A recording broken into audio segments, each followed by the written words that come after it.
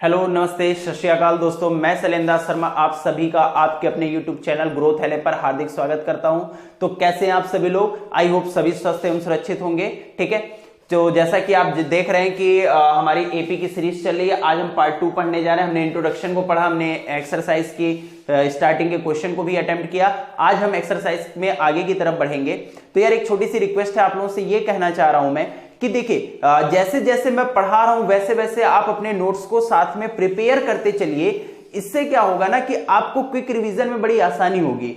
अब मैं एक थोड़ा सा चेंज करने जा रहा हूं पैटर्न को। लोग बेसिकली यूट्यूब पे आपको एनसीईआरटी के सॉल्यूशन लाइन से मिल जाते हैं, चैप्टर वाइज आपको देखने को मिल जाते हैं। बट मैं कुछ ऐसा करने वाला हूं कि पहले मैं एनसीईआरटी के क्वेश्चन तो कराऊंगा ही कराऊंगा, और जैसे ही आपका वो चैप्टर खत्म होगा तो आपको उस चैप्टर के बारे में एक अच्छी नॉलेज हो चुकी होगी। फिर मैं क्या करूंगा, उस चैप्टर के क्लोज होने के बाद 3-4 वीडियो में उसके जो प्रीवियस ईयर के क्वेश्चन होंगे, जो उसके इंपॉर्टेंट क्वेश्चंस होंगे, जो उसके अपकमिंग क्वेश्चंस होंगे, उसको भी मैं साथ में उस चैप्टर के साथ में कराता चलूंगा। जिससे क्या होगा, अगर आपने नोट्स बना रखी, आपने पहले एक्सरसाइज की नोट्स बनाई, उसके बाद जो मैंने क्वेश्चन को कराया उसको भी आपने साथ में लिख लिया, तो इससे आपका होगा क्या कि मान लीजिए आपने अपनी नोट्स उठाई, आपने ट्रायंगल्स चैप्टर खोला, आपने ट्रायंगल के पेज टू पेज पलटते चले गए, आपकी एक्सरसाइज खत्म हो गई। फिर उसी के तुरंत बाद आपने इंपॉर्टेंट क्वेश्चन लिख रखा है, उसको भी आपने 2-3 नजर मारा, तो आपका ट्रायंगल का चैप्टर जो है वो पूरा आपका कंप्लीट हो गया। वरना होता क्या कि मान लीजिए हमने बुक देख ली, पेज पलट लिया, हमने क्वेश्चन देख लिए, फिर हम क्या करते हैं, दूसरी बुक उठाते हैं, वहां से क्वेश्चन को देखते हैं। तो इसमें क्या होता है कि आप थोड़ा सा इधर उधर भटक जाते हो। बट जब आपके पास एक ही जगह सॉल्यूशन होगा, आपके पास एक ही जगह क्वेश्चंस का कलेक्शन होगा, तो ये आपके लिए ज्यादा बेनिफिशियल होगा। आप एक बार इस वे को अपना के देखिए, पक्का है, 100% है कि इंप्रूवमेंट होगी। ठीक है, तो मेरे साथ बने रहिए, और अगर वीडियो अच्छा लगे तो please like share and subscribe जरूर करिए। चलिए बढ़ते अपनी एक्सरसाइज में पार्ट 2 की तरफ। चलिए क्वेश्चन नंबर 2 आपकी बोर्ड पर सामने लिखा हुआ है। ठीक है, तो पहले क्वेश्चन नंबर 2 स्टार्ट करने से पहले एक बार थोड़ा सा प्रीवियस बात कर लेते हैं। एपी क्या थी? एपी मैंने कहा था एक ऐसा सीक्वेंस है जिसमें एक सेम नंबर क्या हो, ऐड होता जाए। ऐसी जो सीक्वेंस मिलता है उसी को हम क्या कहते हैं, एपी कहते हैं। या फिर दूसरे लैंग्वेज में कहें, एक ऐसी सीरीज, एक ऐसा सीक्वेंस जिनके बीच का डिफरेंस हमेशा सेम रहता है, तो ऐसे सीक्वेंस को हम क्या कहते हैं, एपी कहते हैं। जैसे कि फॉर एग्जांपल अगर मैं आपसे बात करूं, फॉर एग्जांपल क्या था, 2 4 6 8 एस ऑन, ये ऐसे चल रहा है। तो मैंने आपसे कहा था कि आप इसे ऐसे भी लिख सकते हो। आप देखिए, मैंने कहा एक सेम नंबर क्या ऐड हो रहा है, सब में 2 ऐड हो रहा है। एक सेम नंबर सब में क्या ऐड हो रहा है, 2 हो रहा है। तो देखिए ये आपका ए क्या होता है, ये तो एज इट इज रहता है। इसमें क्या हुआ, आपका एक सेम नंबर 2 ऐड हो गया। ठीक, फिर ये जो प्रीवियस नंबर था इसमें भी क्या हो गया, 2 ऐड हो गया। ये जो आपका प्रीवियस नंबर 6 था इसमें भी क्या हो गया, आपका 2 ऐड हो गया। तो एक सेम नंबर क्या हो रहा है, कंसेक्यूटिव नंबर्स में क्या होते जा रहे हैं, ऐड होते जा रहे हैं। इसीलिए एपी किस फॉर्म में चलती है, हमेशा ए। फिर अगला टर्म क्या हुआ, इसमें डी ऐड हुआ, तो ये क्या हो गया बेटा, a प्लस डी हो गया। अब अगले नंबर में फिर सेम नंबर ऐड होगा, तो जब a प्लस डी में d ऐड होगा तो अगला टर्म क्या हो जाएगा, a प्लस 2d हो जाएगा। फिर इसमें फिर d ऐड होगा, क्योंकि हमने क्या कहा, AP का मतलब क्या है, एक सेम नंबर सब में ऐड होता चला जाए। तो इसमें फिर d ऐड होगा, तो ये क्या होगा, a प्लस 3d होगा। एस ऑन, ये ऐसे ही चलता जाएगा। या फिर देखिए, हमने आपको बताया कि ये आपका फर्स्ट टर्म हो गया, ये आपका सेकंड टर्म हो गया, ये आपका थर्ड टर्म हो गया, ये आपका फोर्थ टर्म हो गया, और S1 ये ऐसे ही चलता जाएगा। तो देखिए आपको एक चीज और यहां पे समझ में आ गई, थर्ड टर्म का मतलब क्या हो गया, एक लेस कर दो, a plus 2d। Fourth term का मतलब एक लेस कर दो, a प्लस 3d। ऐसे याद रखना, अगर मैं आपसे 20th टर्म कह दूं इसका मतलब a प्लस 19d। अगर मैं आपसे 100 टर्म कह दूं इसका मतलब a प्लस 99d। तो देखिए वो तो बात की बात है। एपी का मतलब क्या है कि जब एक सेम नंबर हम क्या करते जाए, अगले कंसेक्यूटिव टर्म्स में ऐड करते चले जाए। एक ही सेम नंबर, जैसे यहां पे 2 था, एक सेम नंबर 2 ऐड किया 4, तो मैंने ए में एक सेम नंबर डी ऐड कर दिया। फिर 4 में मैंने एक सेम नंबर डी ऐड किया 2, तो क्या मिला 6। तो ए प्लस डी में मैंने एक सेम नंबर जो पिछले वाले में ऐड किया था, हमने डी ऐड किया था, इसमें डी ऐड किया, तो ये क्या हो गया, ए प्लस 2d। फिर ए प्लस 2d में डी ऐड किया, तो क्या मिला, ए प्लस 3d। ठीक है, तो ऐसे ही हम क्या करते हैं, टर्म्स फाइंड आउट कर लेते हैं। तो देखिए ऐसे समझिए आप, a क्या है 10 है, d क्या है 10 है। तो हमने क्या कहा, जब सेम नंबर क्या करते जाए, ऐड करते चले जाए। तो देखिए पहला 10 था, पहला क्या था, 10 था, सेम नंबर 10 ऐड किया तो क्या हो गया 20। तो जरूरी नहीं है ना कि ये हमेशा पॉजिटिव ही हो, ऐसा कोई रूल नहीं है। अगर नेगेटिव होगा भैया 4 में अगर मैं -2 ऐड करने के लिए कहूंगा तो 2 ही तो आएगा, तो ऐसा नहीं। तो आप वो नेगेटिव, अगर जो नंबर आप ऐड कर रहे हो वो नेगेटिव है तो उससे क्या हुआ, ऐड करोगे तो नंबर माइनस ही तो हो जाएगा ना, है ना।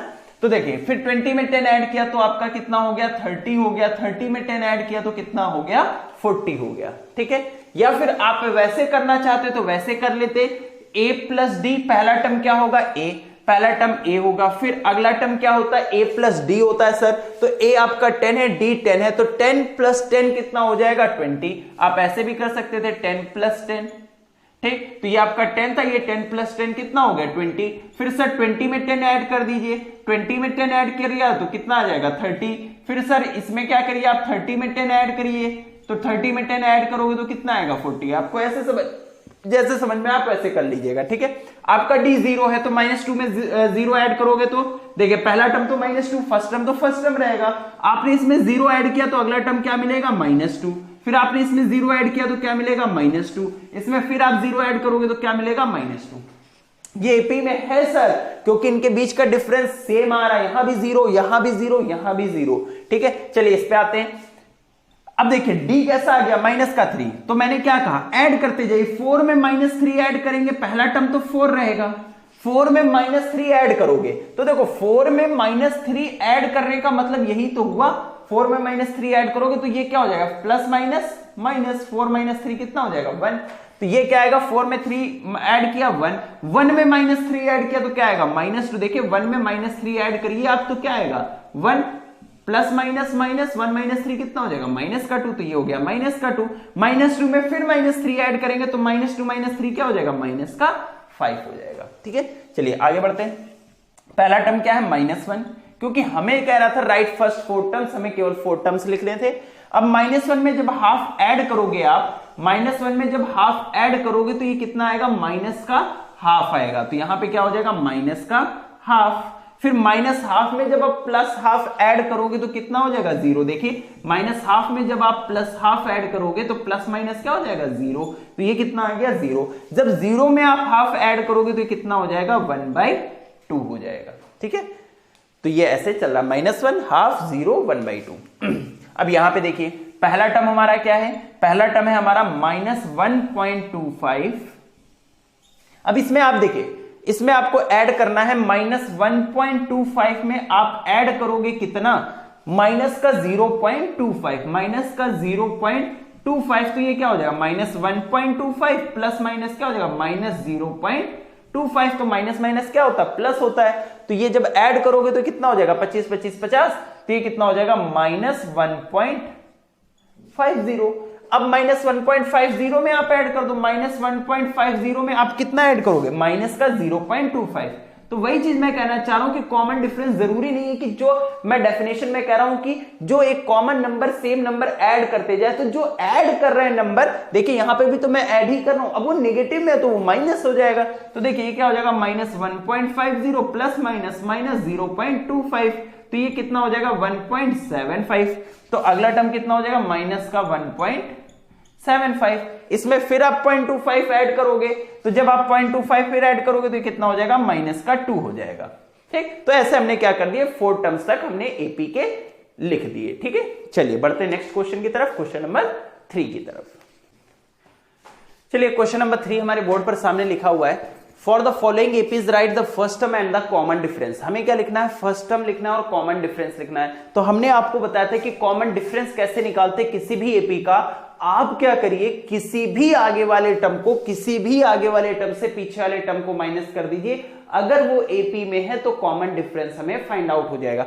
किसी भी आगे वाले टर्म से पीछे वाले टर्म को माइनस कर दीजिए, रटना नहीं है second term minus first term, आपको कोई भी आगे वाला टर्म दिख जाए उसके पीछे वाले टर्म से उसको माइनस कर दीजिए, जो भी आएगा वो उसका कॉमन डिफरेंस होगा, ठीक है। चलिए पहले हमें क्या बताना, फर्स्ट टर्म बताना। तो फर्स्ट टर्म तो बहुत सिंपल है, जो पहला टर्म होगा वही उसका फर्स्ट टर्म होगा।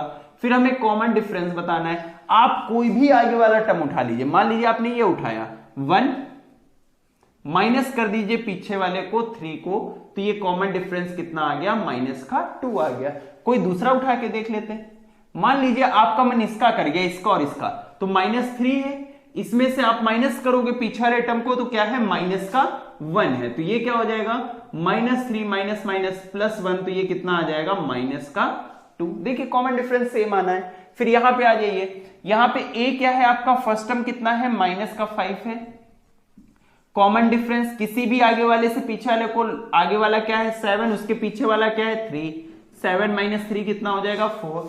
आपका मन कोई दूसरा कर रहा है, दूसरा उठा लीजिए, d = क्या हो जाएगा, मान लीजिए आपका इसका मन कर रहा है, ठीक। आगे वाला टर्म क्या है 3 माइनस उसके पीछे वाला टर्म क्या है -1, तो ये क्या हो जाएगा -1, तो ये क्या हो जाएगा माइनस माइनस कितना हो जाएगा +3 +1, तब भी कितना आएगा 4 आएगा। आई होप समझ में आ रहा होगा। चलिए यहां पे a देखते हैं, a क्या है आपका 1/3।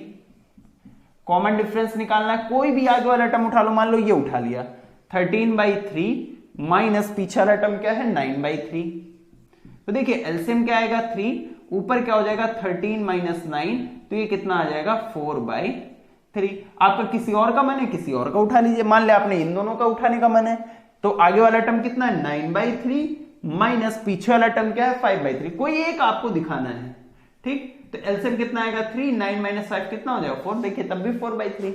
इसमें आ जाइए, a आपका क्या है, a आपका 0.6 है। कॉमन डिफरेंस मान लीजिए इन दोनों को उठाते हैं 3.9, या ऐसे माइनस ना लिख के मैं ऐसे कर ले रहा हूं अगर आपको दिक्कत हो रही।